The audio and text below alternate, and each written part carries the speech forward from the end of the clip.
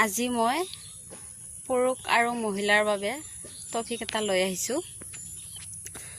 যদিহে কোনোবা মহিলা যদিহে বিয়া পতা পুৰুষসকলক কৈছোঁ, যদিহে কাৰোবাৰ অশান্তি হৈছে, হাই কাজিয়া সৃষ্টি হৈছে, তেনেহ'লে এই বোৱাৰীজনীক বা ছোৱালীজনীক মানসিকভাৱে অশান্তি, মাৰপিট এইবোৰ নকৰিব। কাৰণ তাইৰো এখন হৃদয় আছে, মন আছে, তাইৰো বেয়া লাগে।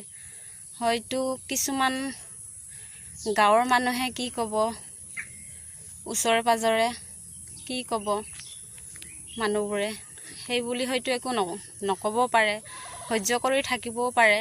সেই বুলি সেই মহিলাৰ ওপৰত অত্যাচাৰ চলাই নাযাব। যদি আপোনাৰ বেয়া লাগে তেনেহ'লে মাক বাপেকক গতাই দিব, নহ'লে লং ডিষ্টেঞ্চ কৰি ল'ব এবছৰ 6 মাহৰ কাৰণে। যদিও মনত নপৰে তেনেহ'লে ডিভৰ্চ লৈ ল'ব, কিন্তু মাৰি নেপেলাব। কাৰণ হয়তো আপুনি দ্বিতীয়বাৰ কাৰণে পত্নী পাব পাৰে, কিন্তু সেই ছোৱালীজনী বা বোৱাৰীগৰাকীৰ মাক বাপেকে হয়তো এই বুঢ়া কালত ল'ৰা ছোৱালী জন্ম দিব নোৱাৰে।